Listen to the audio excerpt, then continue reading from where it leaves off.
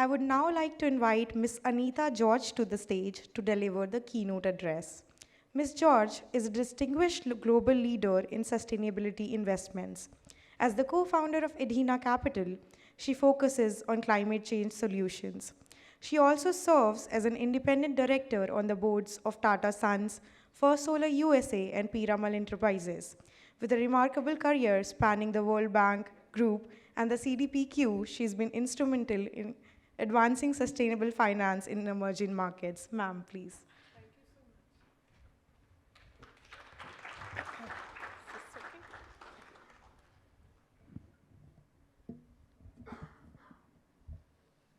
Thank you so much for inviting me, and I have to give you a warning up front that I'm fast losing my voice, comes from speaking too much.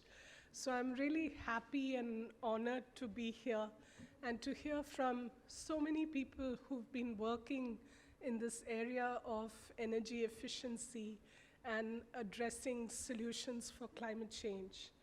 I have to thank AEEE and also Dr. Satish Kumar and his team. Thrilled to see so many old friends here, and I hope that I'll make some new friends also through the course of this day. I'm also very thrilled to see the students behind, and I think you guys are really the future for us, and I'm hoping that we can energize and excite you to create new companies, new technologies, and join the private sector that Mr. As Venkat just explained to us. Venkat, I have to say to you that you have said half the things I was going to say. Maybe it's because we both kind of come from either dealing with the private sector or being in the private sector. But I'm very grateful because that means I can speak less and maybe entertain more questions and hear from all of you. I'm also, I was struck driving here last evening at how lush the foliage is in Goa. It reminded me so much of my own home place, Kerala. In fact, I was discussing with the person who was driving me to ask him, and he told me, yes, I know Goa is a lot like Kerala, and we both had about 10 minutes of conversation comparing food, flora, fauna, and people in Goa and Kerala. So a very warm welcome I had and a very caring welcome. So thank you all very much. I also have to make a big request, which is a tall order after a post-lunch session, which is please don't let this be a monologue. Please let us have a discussion. And I really look forward to hearing your questions. You know, one of the things, so I work for all these institutions, and there are many witnesses here to the efforts we made in energy efficiency while I was in the International Finance Corporation, the private sector arm of the World Bank, and then in the World Bank itself, and then subsequently in the Canadian Pension Fund, CDPQ. And in all of these institutions, one of my secret agendas has been to move the institution more towards investing at scale in climate solutions. And energy efficiency, in my view, is probably the most important aspect of energy transition. If you look at official data like the International Energy Association, IEA, the number that they predict that is needed in terms of reaching the 1.5 trajectory in time is that 55% of the mitigation efforts have to come from energy efficiency. So As many speakers already have mentioned, India has many institutions starting way back with BEE, AEEE, EESL, CESL, lots of E's there, which kind of focused on some form of improving energy efficiency. And as was mentioned earlier, the G20, the NDCs, and other government policies such as labeling, aggregating demand for energy efficiency products, all helped us to move closer to the target of improving energy efficiency.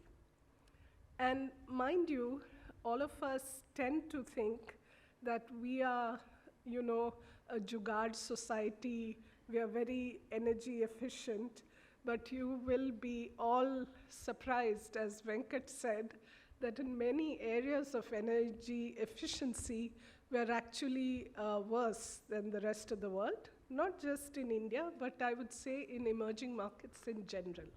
And this was a lightning revelation to me, because I was working a lot in my last couple of years at the World Bank in Africa, and at that time it was several million people. It still is 600 million people without access to energy. And your natural thought process is that when you have so little energy, you're bound to be efficient. The answer is actually no. So you have to really make an effort to reach those at least global averages of energy efficiency, and that takes concerted actions on many fronts. There are, of course, several challenges, and I bear all the scars. So when we started way back in 2008-9, just before the global financial crisis, just after the global financial crisis, trying to promote energy efficiency, the one big challenge was measurement. How do you measure whether you've really made an improvement? And if you can't measure, then you can't monetize. And if you can't monetize, then you cannot attract capital to come and back you up. So because of the above two reasons of not being able to measure and not being able to monetize, a very, very, very small amount of investments in energy transition actually formally came explicitly to the energy efficiency sector. So I was of the view that this is a very tough space, and it takes a lot of research papers and a lot of smart people to put their heads together and figure out a way to mainstream energy efficiency investments into the private sector, make it profitable, make it attractive to capital. And again, a big revelation for me, since I've started investing in climate technology, is that, as Venkat mentioned, a lot of the technologies that we are seeing today, which gets categorized as climate tech or clean tech, is actually at the base of it energy efficiency. So why do we think that the changes are going to be different from Climate Tech 1.0? So looking at, I always start backwards. So what we did just before we set up our fund, we said, let's look at how much of investment has gone into 4 sectors: energy transition, electrification of mobility, resource optimization, or doing more with less, and green buildings, the built environment. And what we found was that there's been $13 billion of investments just in India in the last 6.5 years in these 4 sectors of clean tech or climate tech companies. That's a fairly significant number. Uh, and what has changed from before? So when we started in 2008, 2009, most of the energy technology companies were really young people, very passionate about their technology, but had never built a business before. So there were a lot of scars that they went through trying to build the business. The second factor was that they were selling, the only credible big buyer in the market at that time was the public sector, discoms, and state electricity boards. And as all of us know, they are not the best of paymasters. They still aren't. So that became another challenge. The third was that while a lot of the technologies we talk of today, like IoT, remote sensors, etc., existed even then, but the kind of computing power, the influence of AI, ML, and other technologies has really brought a sea change into this climate tech space. The other very important aspect, and I would say it's probably the most important secret to success of climate tech companies, are the founders. Because now we find that 70% of our pipeline of companies are second or third time founders.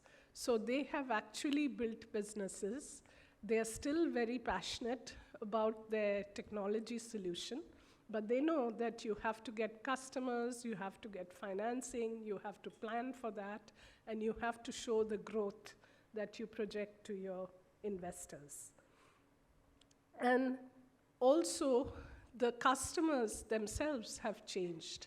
So now you have huge number of large renewable energy platforms that are private sector owned and driven. Not all of them are great paymasters, but I would say relatively better than the earlier ones. And another very important missing element that was not there before was the ecosystem.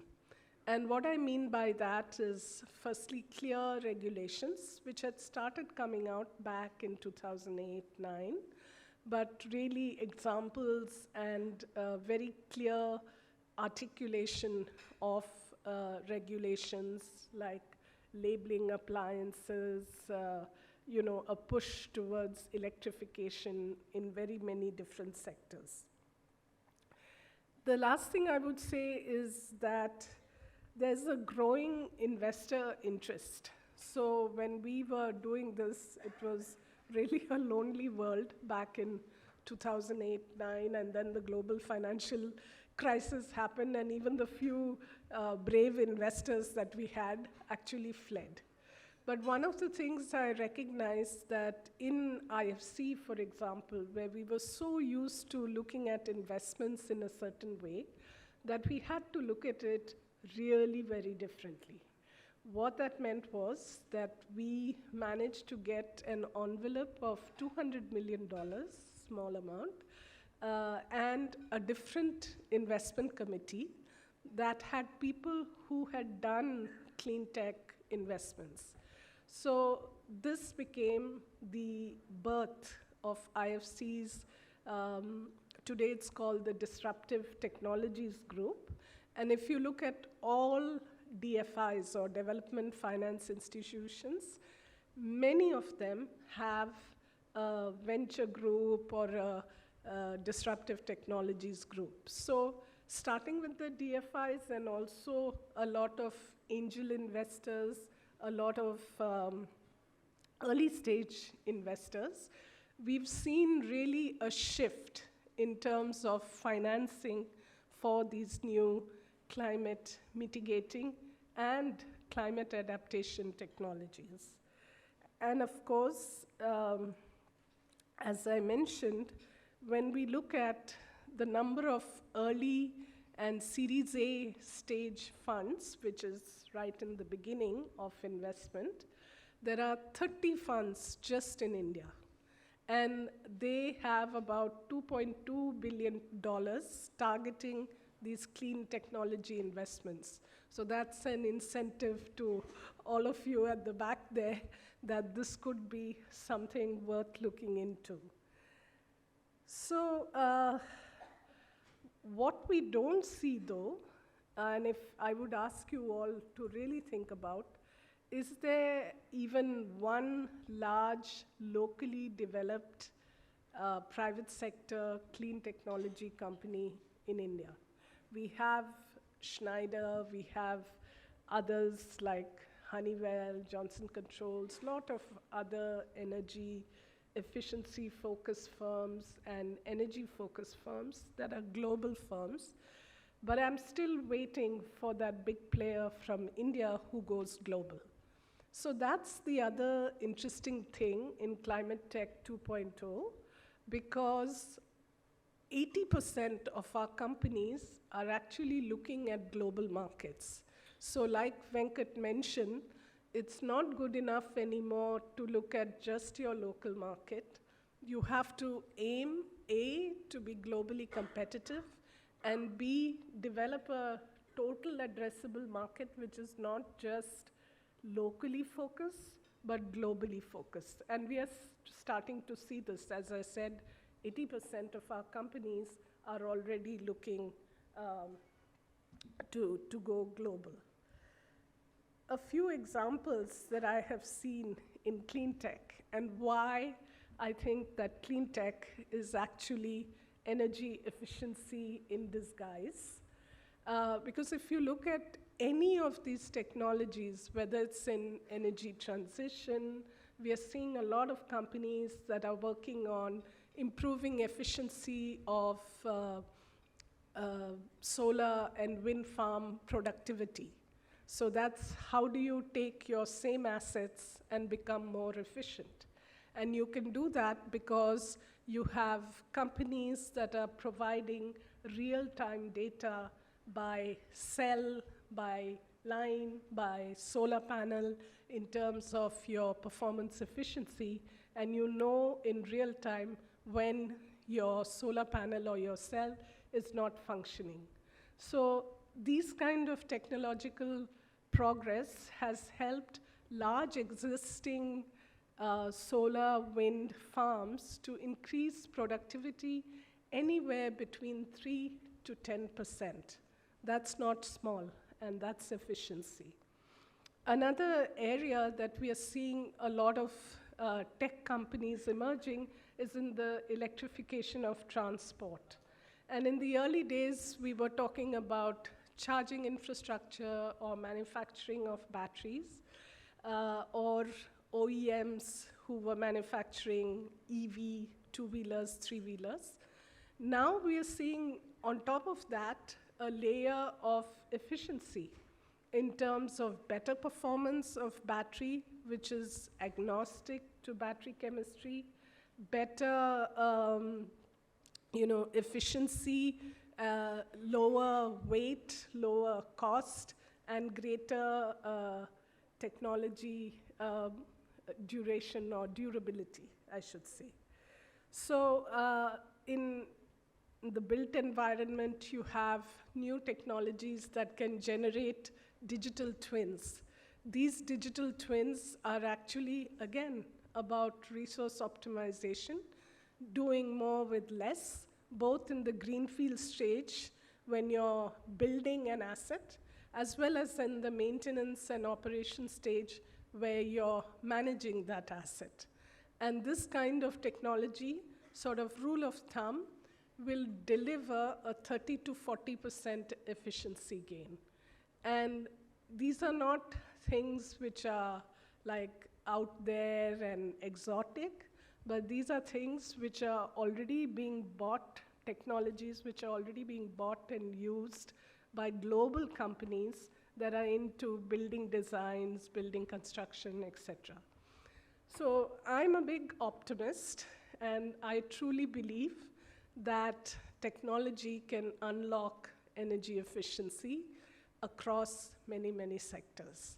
And I want to hear from all of you if you agree with me. Thank you.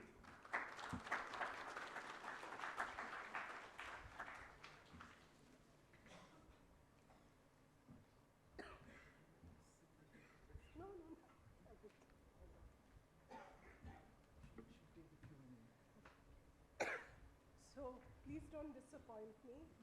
Anyone? Break the ice. Oops, sorry. I'll come back. Yes, Akash.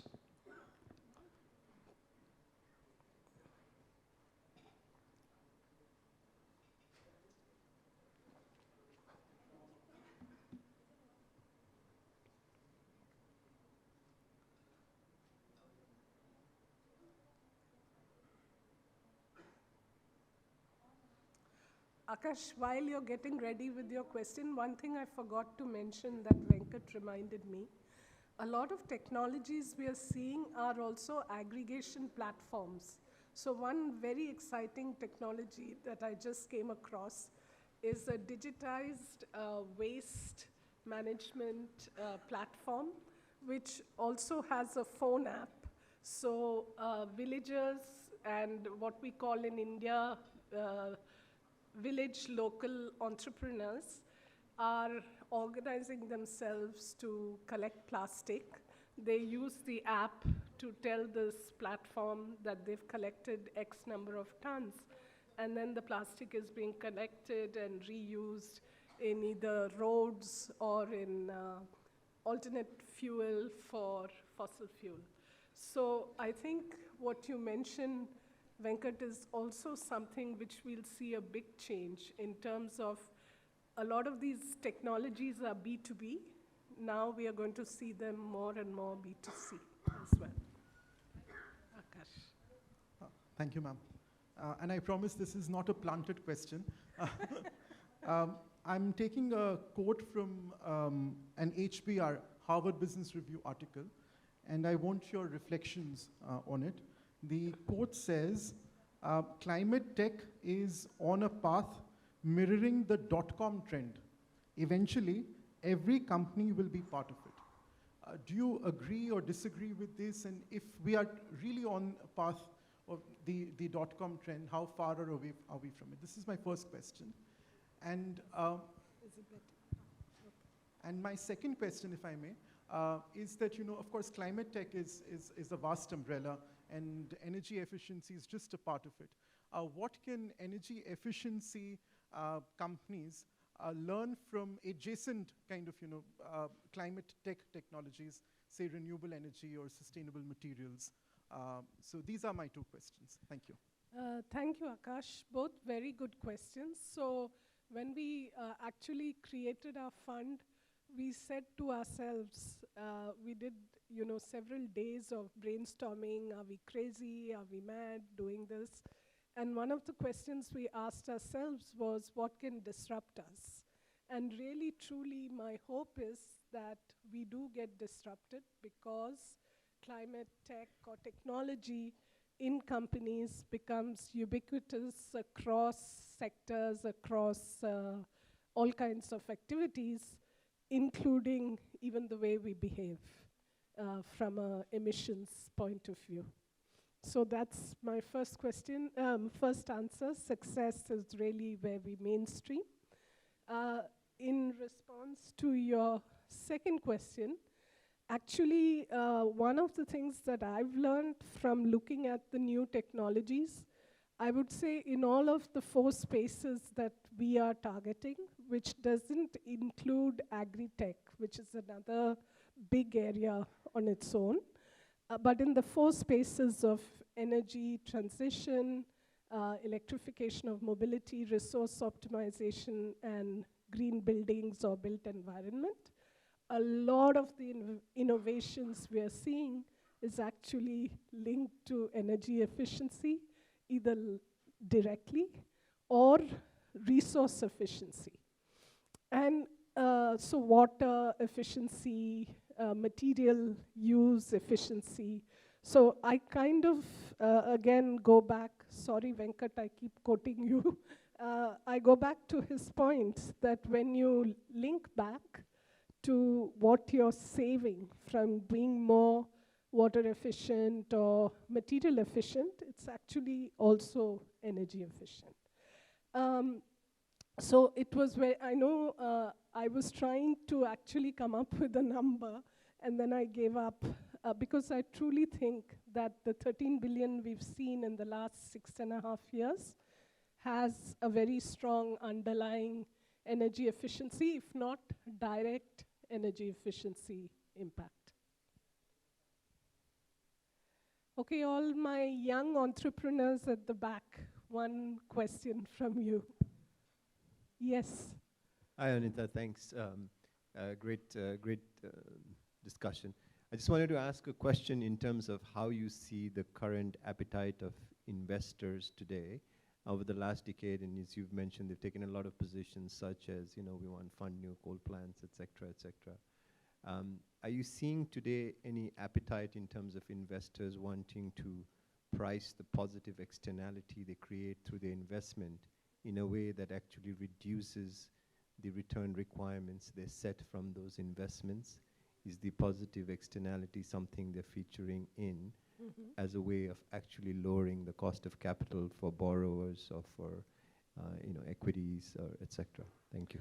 So our thesis is actually just the opposite, which is that we don't want a subsidy, we don't want any kindness, we want investors to invest, because this is where the money is going to be made.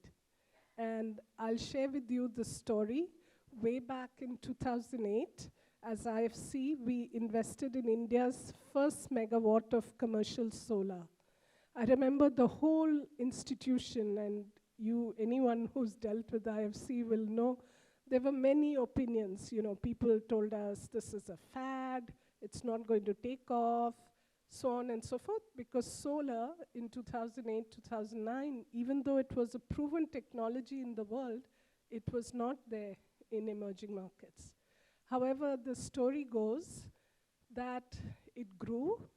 We did a lot of work on getting the enabling environment, like regulations, debt financing, and now every single institutional investor, including CDPQ, all the big Canadian, Singaporean, UAE investors have invested in renewable energy platforms, right? So I think really the core of sustainability is that if you're not financially sustainable and financially attractive to investors, then you won't end up being sustainable because you'll sputter and die. And you see this in early stage startups in the 4 sectors that I explained. There's a 45% what we call mortality rate. And that is because a lot of times, these technologies may be perfect, but big firms may not adopt them that easily till there's a big regulation like EPR or something else which causes them to make those changes. So I would say, rather than having that trade-off, will you make money or not, it's really for us investors is to say, how do we make sure that the enabling environment for these companies is the best they can have, so that they cross over, and once they reach the next stage, the mortality goes down to 17%. And this was on 1,500 companies in the 4 sectors, so it's not a huge global sample, but a very interesting sample, and it told us a lot. The second reason, which I think we often forget, so everybody's happy when they see a lot of early stage companies getting their first check of $1 million or $2 million or a couple of crores. But what people don't think about is for this company to really go global scale, they need the next round and the next round and the next round. And while there are 30 funds at the early stage, in the growth stage, there are maybe 3 funds in India. So one of our theses is that's the space we should go to. So coming to your question on DFIs and investors, I've actually said that when I finish with fully establishing my fund, I'm going to write a parody on raising funds from institutions that claim to be, focused on climate, etc., because it takes a lot to bring them firstly to emerging markets. That's risk level number one. And then climate tech, for some reason, has a bad name from the climate tech 1.0. So we have to really stand on our heads and say, listen, things have changed, technologies have changed, founders have changed, the ecosystem has changed. This is an opportunity. So I never, ever bring up subsidy. Say, you want to make money? Come invest with us.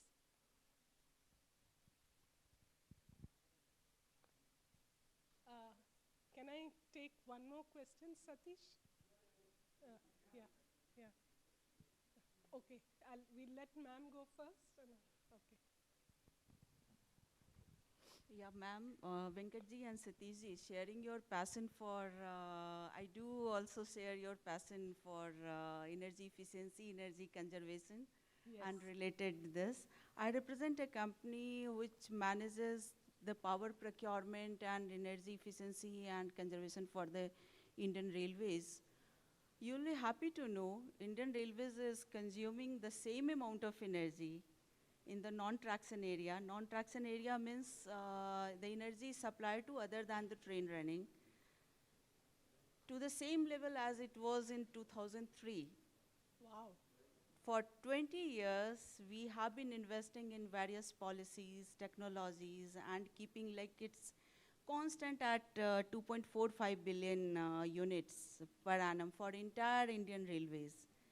And this could be possible because of disruptive policies that we undertook, disruptive, what do you call, the material disruptive life of the equipment, when it has to be phased out and how it has to be phased out. So those deep learnings are available with us, and anybody who would like to, in fact, I would like to, you had a very passionate talk about it. I'll be connecting with you in future too, and this thing also. But anybody who like to have this personal and professional connect with the company, so those learnings are available.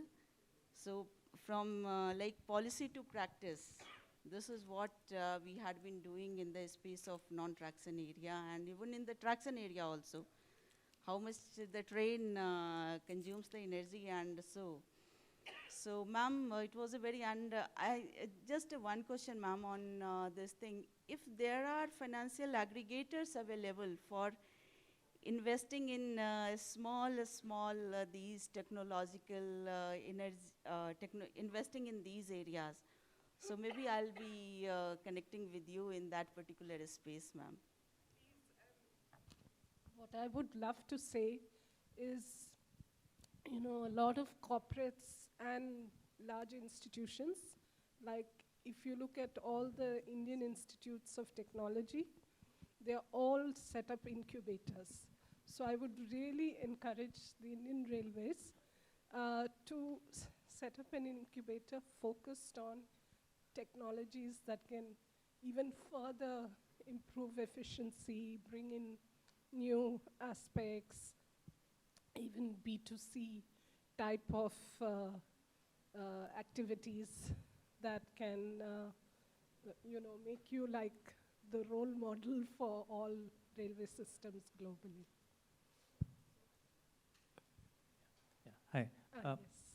So many of us in the room have grown up believing energy efficiency is invisible and is not glamorous, right?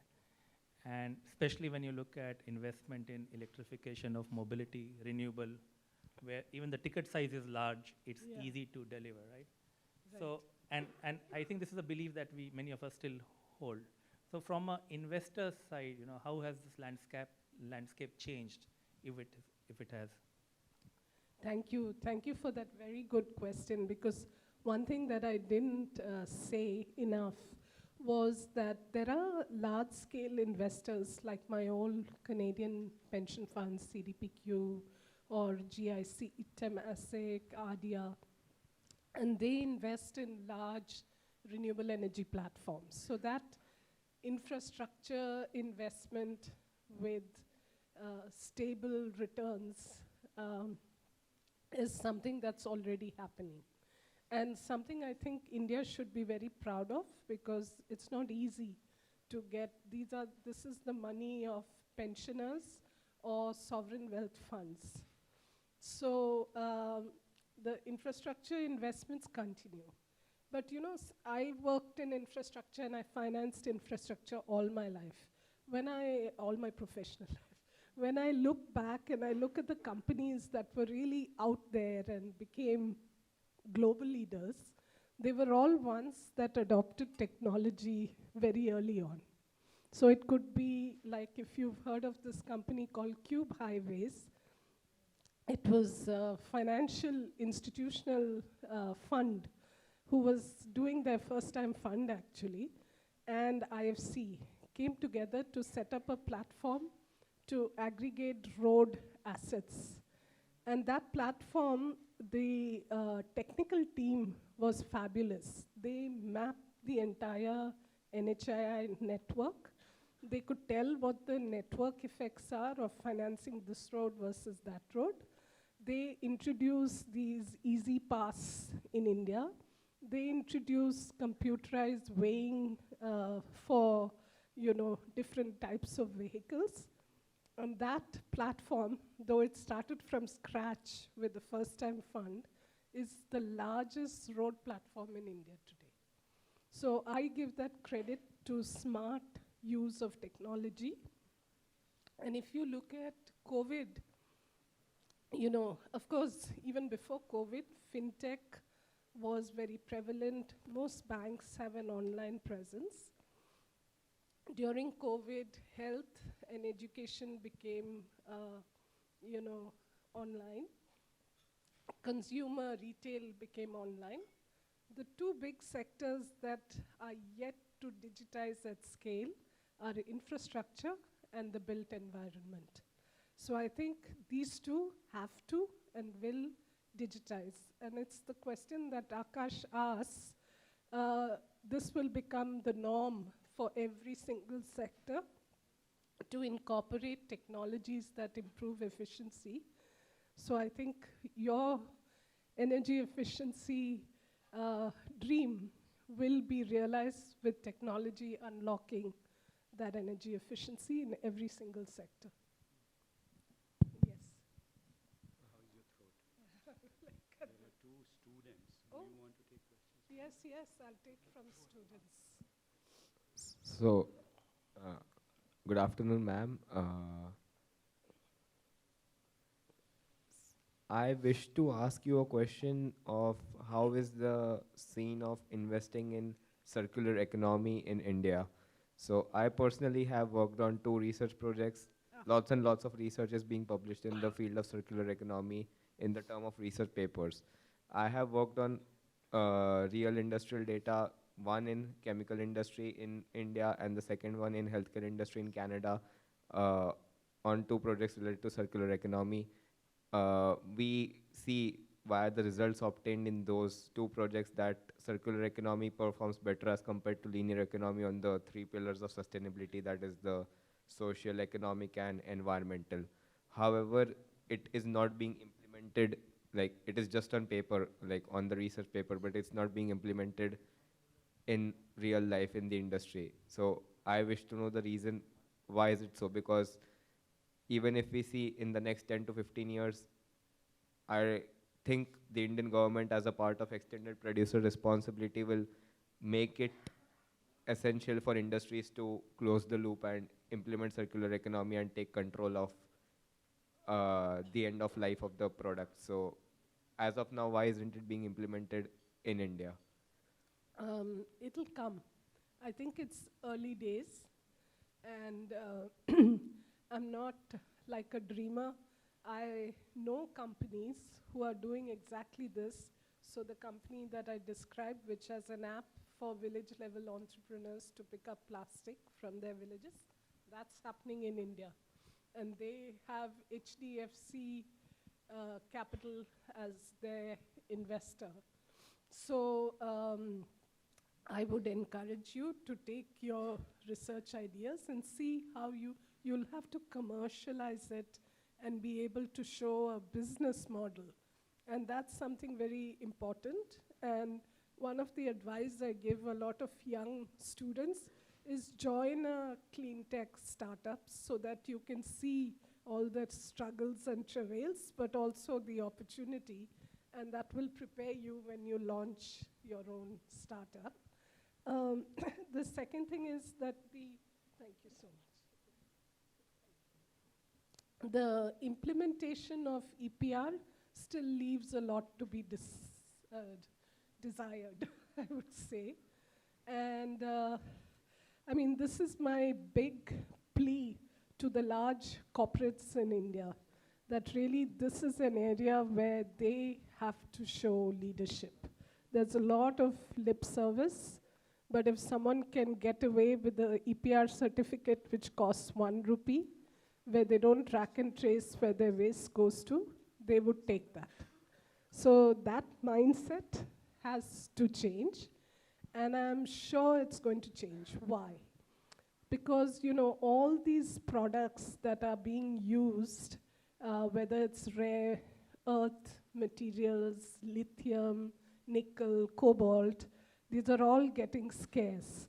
So a lot of companies that are in the clean technology large-scale area are already thinking in their design phase as to how they can bring their products back and how they can mine those products to save on resources.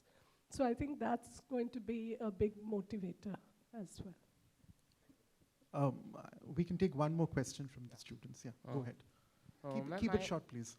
Yeah, I have one question. Is like when we talk about energy efficiency, so the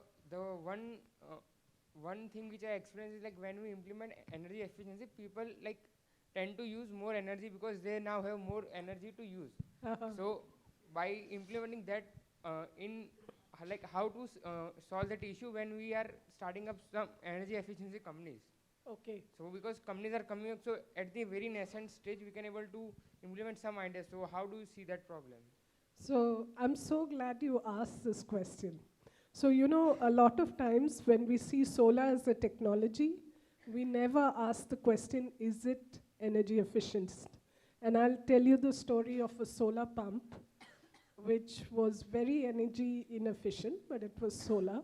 But they were getting a lot of hype because they were solar and a pump. But finally, when people started looking at value for money, they realized that it was very energy inefficient. So exactly what you're saying. So every technology that we evaluate, we look at how energy efficient is it in its class. Are there others that are more energy efficient? And we actually work with our companies to say, reduce your energy usage by half, like very dramatic targets, because we tell them that's going to be your moat. That's going to keep you competitive. And no big fat cat from the global market can come and undermine you because you have that energy efficient. And I'm seeing a lot of very good Indian companies that are very energy efficient in their technologies relative to their peers elsewhere. But that is something you have to evaluate specifically. Yes, sir. I was very interested to hear that you're going to be writing a parody in the next few years. Subject of my own personal interest, happy to help if at all there is. My question relates to the availability of information to people. All the international organizations say, just like you mentioned, 13 billion, 8 billion, 20 billion, etc. But if one wants to find out where did that money go, there is no information available. The press releases that they give of one page is really worth nothing. Right, right. We would like to know 2 or 3 classic cases where you spent 100 million, 200 million. What exactly happened? What were the technicals that brought this project to its success, and what were the marketing and financials? This kind of information, when you want to find out, the usual answer of contractual obligations, privacy, and I simply don't have to share that information. What is it that will make all these international agencies, private capital as well, share information without naming the client? Number one. Number two, I was a part of one of these evaluations on climate technologies, and these were all startups. When we spoke to them, they said, we have no problem sharing any information you want. Why are these people not sharing the information? So there's a bit of a disconnect, and I don't know, but the answer that I want is, where can we get information? Very good question. So actually the number of 13.5 billion was from ground up research. So we really looked at 1,500 companies when they raised their first round of capital, when they raised their second round of capital, so on and so forth. The reason why a lot of institutional investors don't share information is, as you rightly said, they say, you know, we've signed a non-disclosure agreement, and especially when it's technology, there's IP and patents and things like that. So they're a little bit more cagey. But I think there's been a lot of pushback, if you notice, on things like greenwashing, on claiming that investments are green when they're not. Also a lack of standards. So the International Sustainability Standards Board, which comes under IFRS, which you know is a financial board, they are coming up with parameters. But I would only say that, look, this is a very nascent industry still. They are, in a way, in their infancy. And my sense is that they will start sharing information when the world requires them to. It's a little bit similar to the question on EPR. You know, we've had EPR. Why doesn't it work?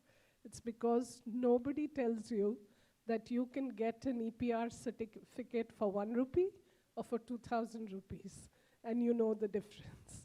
So I think a lot of the lack of information, I would say not from the institutions themselves, but a lot of times from financiers, is also because they don't want to be caught short.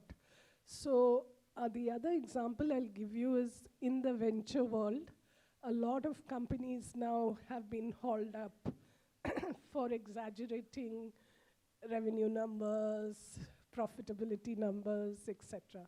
So that's something I think you know, we have to be very careful about. So people are also getting a bit of cold feet, going out public and saying this is what we are going to achieve. But I'll share an example with you. So CDPQ, my erstwhile employer, made these targets where we had to reduce emissions from our portfolio by X percentage, and we had to do new green investments of Y percentage. And you know, it was all very nice. We all felt great, and we patted each other on the back. Okay. A year later, a CEO, who was really a visionary, he said, this is really not going anywhere. We say all this in the public, but we're not showing any performance. So he decided 2 things. One, we are going to go public, and we are going to disclose both performance globally. Second, all us investment folks, our remuneration is going to depend on something that he defined as the carbon factor, where if we achieve it, we get our normal bonus. If we don't achieve it, we get 70%, 60%. If we exceed it, we get that much more. You should have seen over a period of months when this announcement came out, every single investment person, from the junior most analyst to the senior most head of the department, all focused on performance. So it's also about incentives. There was a young lady back there who had her hand up, and I just want to give her a chance because I know you may not speak out. Anyone? Or am I imagining and hoping? Okay. By now you've guessed I'm also very passionate about promoting women to speak up and ask more questions. Yes, sir. Over to you. Okay. Yeah. Hi. I mean, my question was related to, I know you said that you're quite optimistic about climate action. What I do see is that, we are in this together as a world. It's not just that India does great and others don't do so much. So that's still not good enough, right? I mean, like, there are heat waves and there are cooling requirements for which, we've got to, probably need more cooling, and so that would need more emissions. Yes. Then that affects the world. It's not just, affecting us. Likewise, sometimes you hear about deforestation in the Amazon rainforest.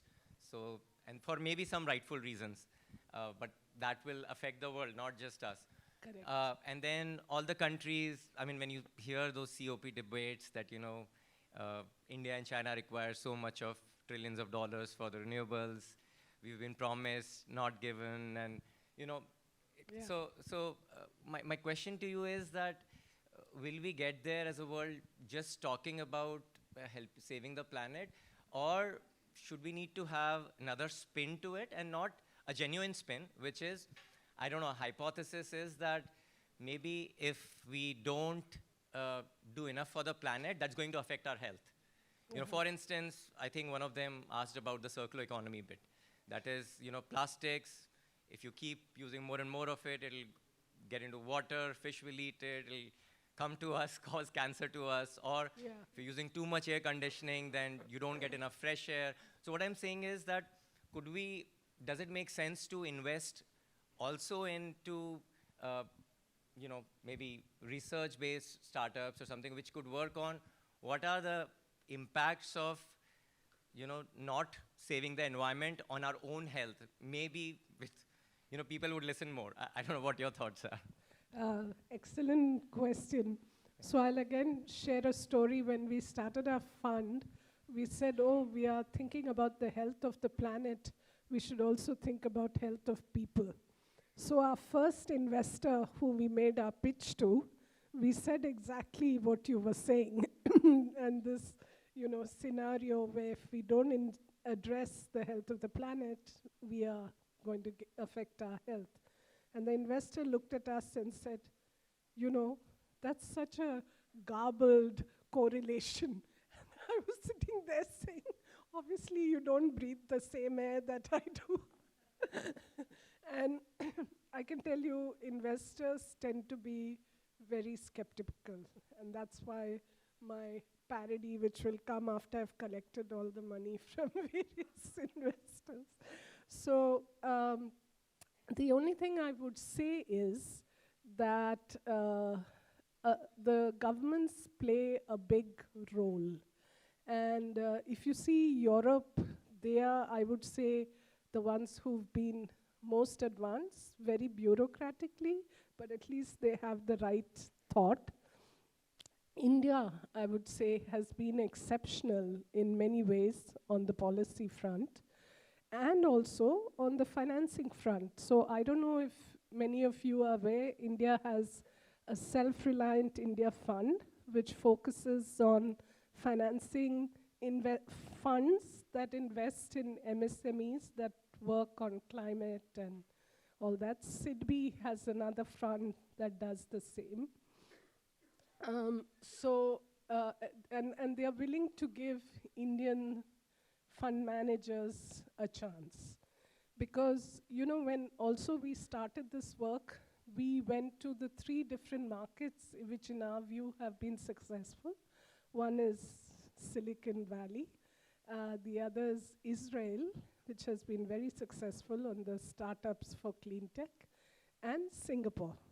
And all 3 markets, every single player said, when you have 20 funds, all really keen to invest in startups and growth companies, then you'll see a major shift in the ecosystem. And the last point I'll make is that often when you can really make a link to how certain technologies, I mean, you know, telling investors that this is good for our health, it's good for the planet and all. Maybe I'm a skeptic, having gone through fundraising, but they just want to know what's the bottom line. And luckily, we are also big believers, because the way I saw solar being adopted was when it became mainstream and it became competitive and you had grid parity. We did a lot to get it there, but till it got there, it was just a cute technology that some brave investors invested in. So I think if you need to mainstream, it has to become financially attractive. Shall I stop? Thank you so much. Sorry, I took so long. Yes, ma'am. You could stay back for a second. Thank you, ma'am. I would request Dr. Bhaskar Natarajan to please come to the stage and facilitate ma'am with a small token of her appreciation.